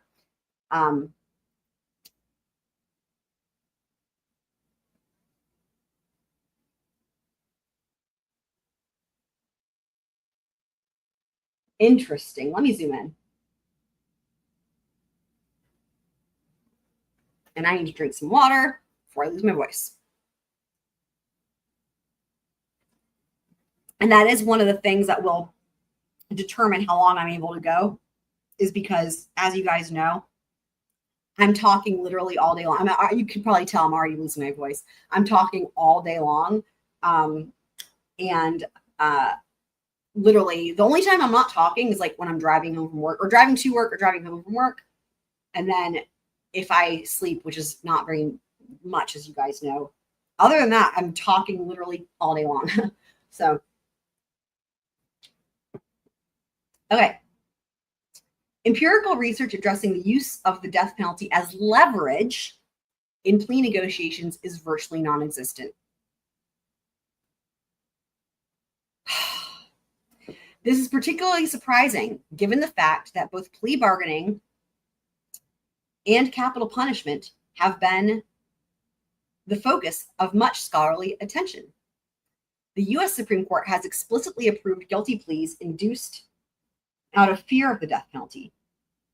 Approved them because people are afraid of dying. Yet, the impact of the threat of the death penalty on the likelihood of parties reaching a plea agreement is far from obvious. On the one hand, prosecutors, defense attorneys, and defendants may have especially strong incentives to plea bargain in death-eligible cases. On the other hand, many of these advantages may be offset by forces pushing against compromise on both sides of the aisle, precisely because the death penalty is an option. So the role the death penalty is playing in plea negotiations is, in the aggregate, remains ambiguous. To date, the only empirical study to explore this issue concluded that the threat of capital punishment does not impact the likelihood of reaching plea agreement. Unfortunately, the study suffers from several limitations that may have ultimately masked any true effect that the death penalty has on plea bargaining rates. Yeah, I would say that this study sucks. We all know that, that's not. So let me just reiterate what this is saying. This is saying there's only been one study that has examined the role of capital punishment in the likelihood of reaching plea agreement. And the results of that one study said that the threat of capital punishment did not impact the likelihood. I think we all know that that is impossible. So now it's going to say, here's all the problems with that study, right? So the study suffers from several limitations that may have ultimately masked any true effect that the death penalty has on plea bargaining rates. This article re-examines this question. So now it's saying this article as in the one we're reading. This article re-examines this question using an originally constructed data set of recent capital charging and sentencing decisions in Georgia between 1993 and 2000 that is able to avoid many of the shortcomings of the sparse prior research. The results provide strong evidence that the threat of the death penalty has a robust causal effect. The death penalty has a robust causal effect on the likelihood of a plea agreement. The threat of the death penalty increases. Oh, fucking hell, guys, look at this. Let me read this. The threat of the death penalty increases the probability of a plea agreement by approximately 20 to 25 percentage points across various model. I'm just trying to scroll here. Oh my God. Various model specifications. Not only is this finding important because in its own right, by illuminating capital defendants' behavioral response to the death penalty, it also has meaningful implications for other purported benefits of plea bargaining in the capital context. The paper briefly considers one of the most commonly identified benefits of plea bargaining, cost reduction, and concludes that the death penalty fails to deter sufficient numbers of murder defendants from opting for trial to offset the significant expense of a capital case and subsequent appeals. Here's what this is saying. That considering the most important benefit in terms of the government for plea bargaining is cost reduction. Like we said, right? The criminal justice system would blow up if every case went to trial. It's possible. The cost is a big factor. What they're saying is this, that the benefit that is identified as cost reduction when it comes to plea bargains, that benefit is completely outweighed, right, by the downsides when it comes to, again, to use from the previous article, the coercive, right, plea bargaining in a capital case. In other words, it's not justice.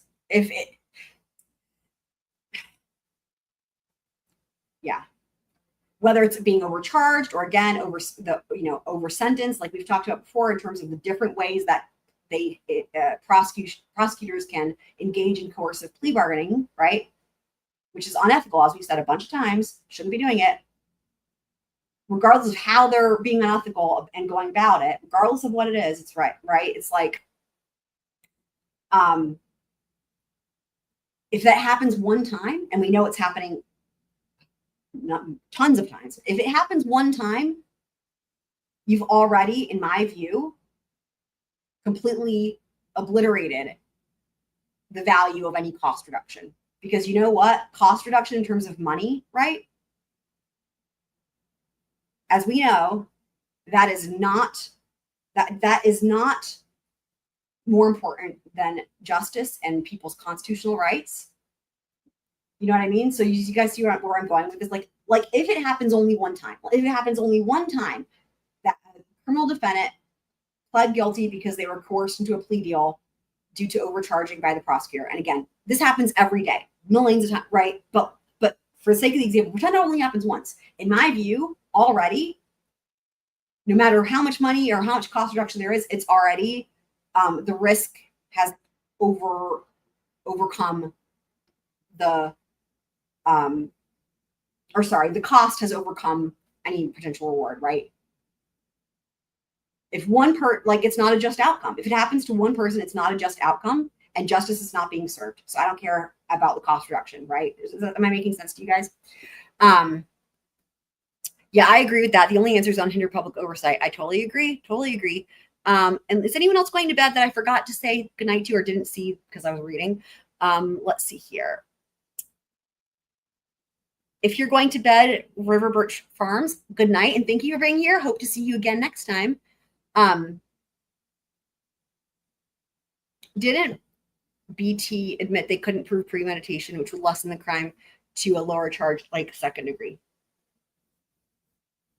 I was waiting for someone to ask about this, and I had ready on the last live stream the Idaho statutes for first degree murder and the standard jury instructions, but then nobody asked, and so I don't know that I saved those files or those. I don't know that I saved those documents because that is I can understand why people would think that. I know what you're referencing, Cassidy, but that's not accurate in terms of when you look at the actual statute and like the jury instructions. Premeditation is not required. It's like an option. Like, in other words, the way the jury instructions are, it's like premeditation can be an element of it. The thing is malice aforethought, okay? The thing is malice aforethought. So what it talks about in the jury instructions, and this is true for pretty much like every state, right, when it comes to malice aforethought, that malice aforethought is like basically akin to intent. But here's the deal. The intent can be formed in an instant, or it can be formed a year in advance. So the way that premeditation is discussed in the jury instructions is that in order, the government has to prove malice aforethought. And one way they can do that is with premeditation. But the other way they can do that is with intent, which could have been formed 10 minutes before or in the moment. In other words, it's basically just differentiating that this wasn't an accident, right? For example, like, let's just say that you're about to harm somebody in a way that would kill them, right? You're about to do that, and you're literally like, let's just say you're gonna, I don't know. You're like literally about to do the thing. The point being that a person, okay, the perspective that the law has on this with like every jurisdiction is that the person could always change their mind. Like, let's just say they're about to pull the trigger. Right before they pull it all the way, they could like decide to like not pull, or they could decide to point the gun out. Just as an example, right? The point being that the intent can happen in the moment when you do the thing. So does that make sense? There is no jurisdiction that requires premeditation for first degree murder. And honestly, when you look at malice aforethought and the way the jury instructions in any jurisdiction read, because it could be formed in an instant, you could really say, well, in that case, premeditation, what is premeditation in comparison? It's premeditation could be considering it 2 seconds before the instant, right? You see what I mean when you look at that standard.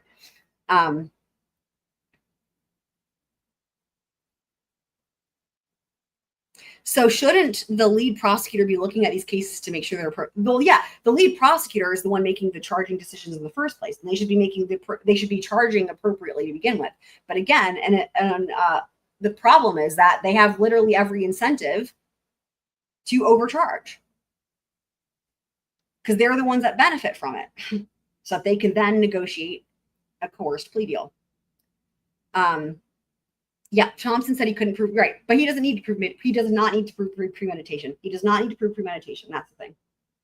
He does not need to. Do you guys want me to go and see if I can find that state or jury instruction? I can do that if you guys want to see it. It's not necessary in any jurisdiction. Premeditation is not a requirement. It's just malice aforethought, which can be formed in an instant, or it could be premeditation. Yeah. So let me, and I'm really glad you brought this up, Cassidy, because I've seen this come up on other YouTube channels and stuff when discussing this case. And like, I've seen many other people like asking about it and talking about it. And every single time I'm like, oh my God, I can answer these questions, but like, there's no way I can just answer it in the chat, right? Because it's like, there's a character limit and it's just too hard to do. And I like literally the number of times I'm like, look, I can't just, I'll just get so frustrated trying to be like, I know the answer. I can explain this, you guys. I can help you guys. I can explain, but I can't do anything about it. And like, I've been waiting, like I said, waiting for someone to ask that. And I'm like, yay, now I have the opportunity because now we can all go forth with knowledge. So let me see if I can find it though.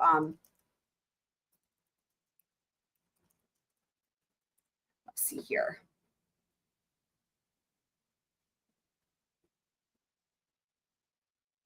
I'm going to pull it up so you guys can see it with your own eyes, because as you know, that's how we roll.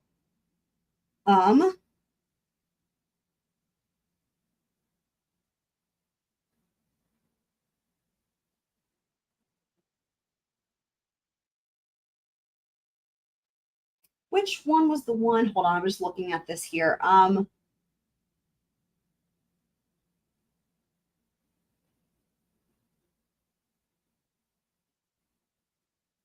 Okay, here we go. Hold on. Here we go. All in one pre-proof murder.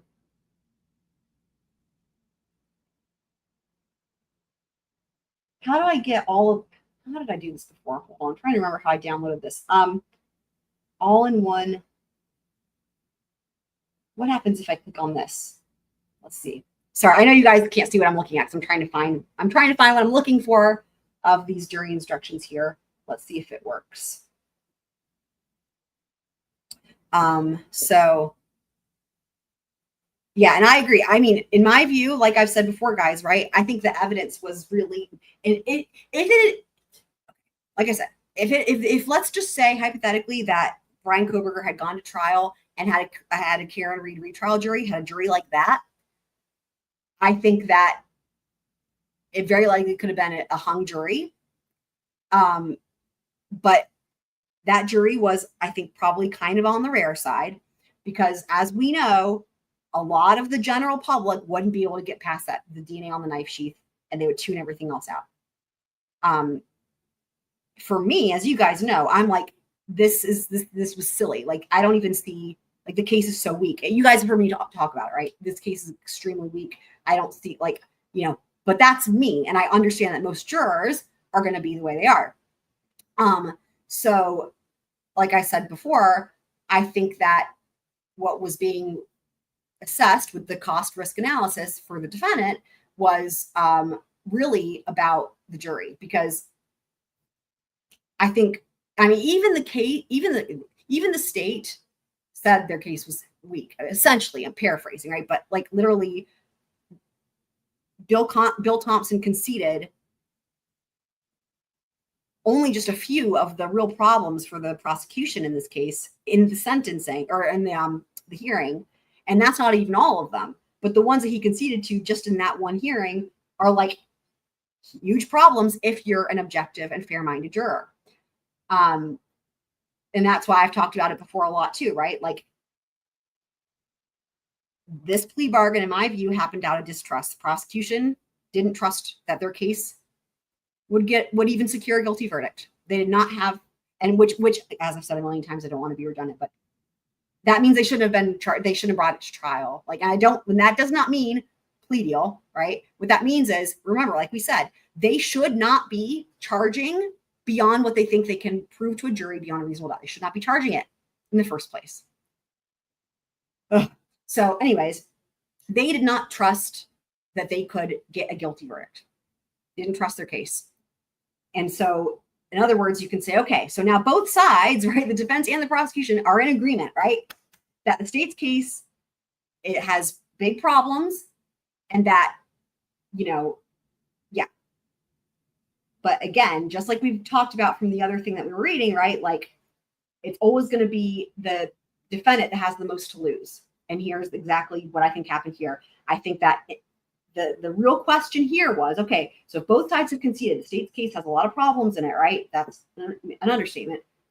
Then really what you're weighing is how can do we want to gamble on the jury?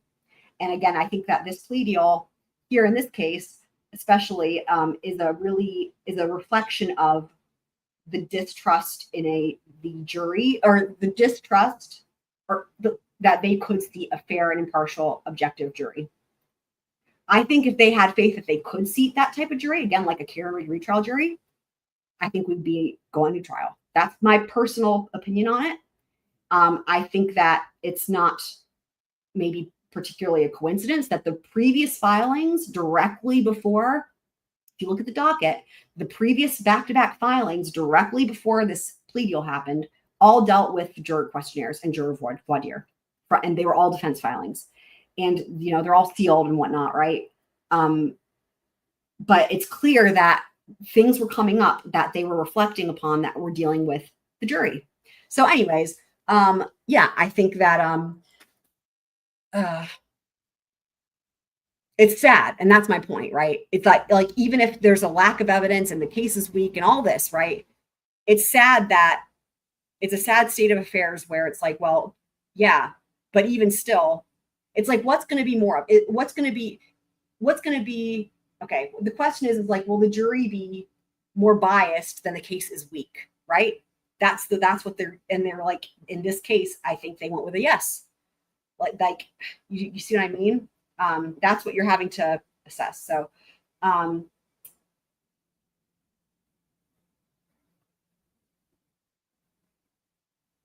okay. And I found what I was looking for, I believe.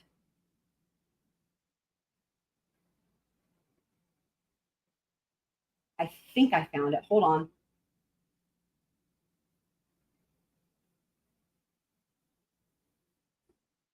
Well, this is the part of it. Okay, here we go. So these are the jury instructions. So for malice, right? Malice, aforethought. So murder. So let's start with murder. Murder is the killing of a human being without legal justification and with malice aforethought. Or by the intentional application of torture, or in the perpetration or attempt to perpetrate an aggravated, this deals with like children and stuff that doesn't really apply here. So basically what would have shown up in this case? It would have probably just been this first part here. In killing of a human being without legal justification and with malice aforethought. Okay. So malice aforethought. Malice may be express or implied. Malice is expressed when there is manifested a deliberate intention unlawfully to kill a human being. Malice is implied when 1, the killing resulted from an intentional act. 2, the natural consequences of the act are dangerous to human life. And 3, the act was deliberately performed with knowledge of the danger to and with conscious disregard for human life. When it is shown that a killing resulted from the intentional doing of an act with express or implied malice, no other mental state need be shown to establish the mental state of malice aforethought. The mental state constituting malice aforethought does not necessarily require any ill will or hatred of the person killed. The word aforethought does not imply deliberation or the lapse of time. It only means that the malice must proceed rather than follow the act. And then there's, I think there's something else on here that, okay, now here's specific to first degree murder, malice aforethought. Let's go. In order for the defendant to be guilty of first degree murder with malice aforethought, the state must prove each of the following. Okay, the date, the state, that jurisdiction. Okay, fine. The defendant caused the death of the decedent. The defendant acted without justification or excuse. With malice aforethought. And then here, there's other options that can be included, right? They're ors. So with malice aforethought, and the murder was perpetrated by means of poison, or the murder was perpetrated by lying in wait, or the murder was a willful, deliberate, and premeditated killing. You see what I mean? These are all ors. Let me keep reading and then I'll come back to it. Premeditation means to consider beforehand whether to kill or not to kill, and then to decide to kill. There does not have to be any appreciable period of time during which the decision to kill was considered, as long as it was reflected upon before the decision was made. As in literally you could have a knife in your hand and like start the stabbing motion, right? Again, it's like this can be formed in the decision is like in the moment, right? A mere unconsidered and rash impulse, even though it includes an intent to kill, is not premeditation. But again, this is just offered as an option because premeditation, in other words, is a subset or a subcategory of malice aforethought. The only thing that's necessary and required is the malice aforethought, right? So let's break it down that way. You have to have the malice aforethought. And then there's like subcategories of ways that that can be demonstrated. One of them is premeditation. Does that make sense? So now again, things are different if it's a peace officer. So whatever. And that's basically that's the part that is pertinent to what we were talking about right there. So that's what hopefully that helps you guys. So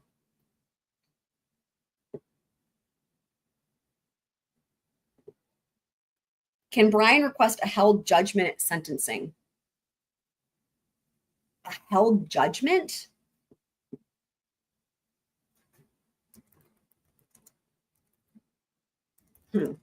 I don't think so. Can you be more specific with that question too fast? Also, welcome and happy to see you.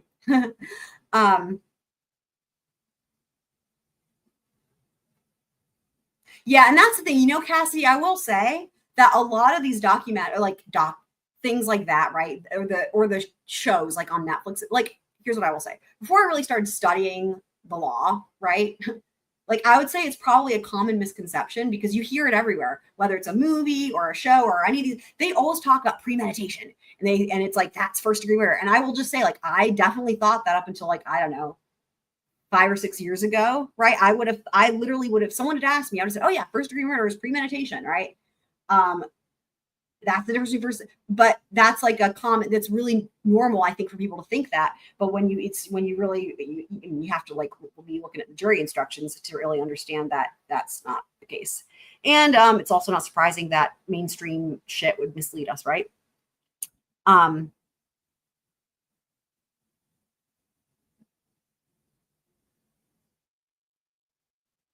you talking about what was it called, a held judgment? Can you explain what you mean by that, though? I mean, so what I think you're getting at is like the court doesn't. The judgment would be like the guilty plea, right? And so that to me sounds like saying like withholding the judgment, but going ahead and handing down a sentence. I don't see how that would even be possible because the sentence is only like the sentence here is going to be handed down based on a sentencing scheme for Idaho, and that is a direct result of whatever the plea is. For example, if you plead guilty to first degree murder, as we know, right? There's the sentencing scheme for Idaho. We know what that is. We've talked about it. And like that would be different if there wasn't a guilty plea to that charge. If let's just say, I'm just going to make something up. Let's just say that Bryan Kohberger instead was going to plead guilty to, let's just say he pled guilty to, I don't know, larceny. Okay. Like whatever, like a misdemeanor. Pled guilty to larceny, and like the court was going to withhold a judgment on, first degree murder. Well, then the sentencing would be moot because the sentence would be determined on the burglary or larceny, whatever it was that I said, right? I'd be looking at that for the sentencing. It wouldn't make any sense unless I'm misunderstanding. But so am I understanding that question correctly? Because I mean, Judge Hippler already accepted the plea. So, okay. So now we are going to carry on here. Table of contents. Oh my God, plea bargaining. And I will say, guys, it might be a good stopping point. My voice is really going, and I want to be able to give this the due and thorough discussion that it deserves. I'm really excited to go through it, but I want you guys to be able to hear me, and I want to be able to discuss things that's hard if I feel like I'm not going to be able to talk. So maybe this will be a good stopping point, unless Twiz can hop on and take over with some Twiz reads, but I don't know that he can at this juncture. So, and then we will also, again, I said I have a special surprise. We'll have to save that for next time as well, since again, to save my voice. But I do have something that's really interesting that came up literally today at work, literally outlining a plea deal in North Carolina that I thought was really interesting. So we're going to look at that as well. And to show you guys what I thought was interesting. So Twiz, are you able to do Twiz reads? Are you, is your computer, are you with your computer? Is your computer with you? Either one?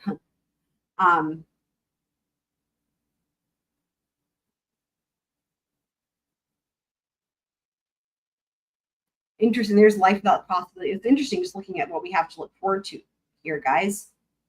Look at this. Bargaining. God, I want to read it, but like my voice. Bargaining incentives and then bargaining disincentives. The pros and the cons. That's what that is, literally. And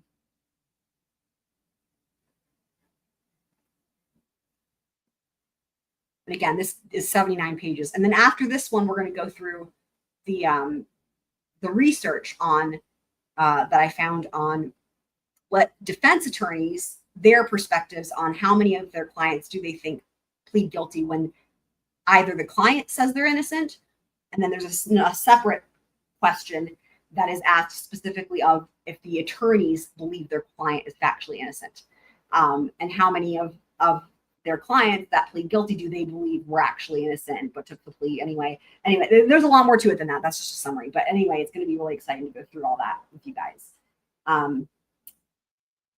So it looks like Twiz isn't going to be available to pop on. So yeah, I think I will wrap it up then so that I don't die with my throat. But yes, we will pick up with this either tomorrow or the next day, probably tomorrow, hopefully.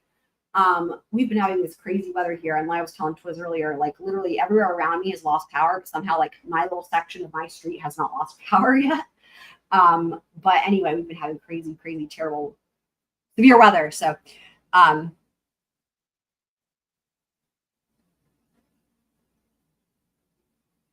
agree with Truth Seeker. I second that. Get your computer fixed. Oh, you're about to get, okay.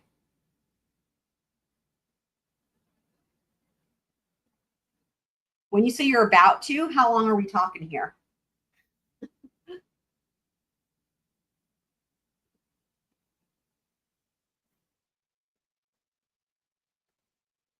Can I try to do some reading?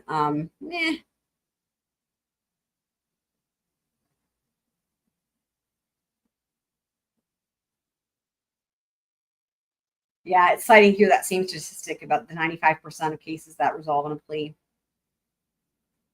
I was like going to try to read a little bit. I'm like, my throat's killing me, guys, and I think I'm gonna have to just say we'll just save it for next time. So, but y'all, I love y'all. I'll get working on timestamps. This is a really, I love this installment, this series of going. Again, at first I thought maybe it'll be more than one live stream. I'm thinking now it's probably going to be maybe 4 or 5 live streams in all, just from what I have so far. And if I find more things that are relevant, it could be longer. But I think it's really important. And you know what? We've got the ability to do it because guess what? We don't have a trial for Bryan Kohberger. In other words, the next trial that we're covering, the next case that I'm covering in terms of a trial coming up will be Donna Adelson. So, in other words, whenever a case is in trial, it's like that's like a whole thing, right? Because that's like if you're going to cover the whole trial, like then you can't really do a whole lot else if you also have other jobs. But in other words, I feel like we have the opportunity, and this is a good time to do this. I mean, this has been a long time coming. I've talked, if you guys were to go back years ago on live streams, you will hear me talk about, I need to do a whole live stream dedicated to the plea deal. Like I hadn't done it yet. And I'm just really glad to have this opportunity. And especially I'm glad, in a way it's great because now I actually have the resources of being able to talk to 2 phenomenal defense attorneys who try capital cases and make deals and like literally get their knowledge and perspective. And it just actually, I think is even better. So, but I love you guys. Y'all are the best. Thanks so much for being here. Love y'all, and we'll see you guys next time.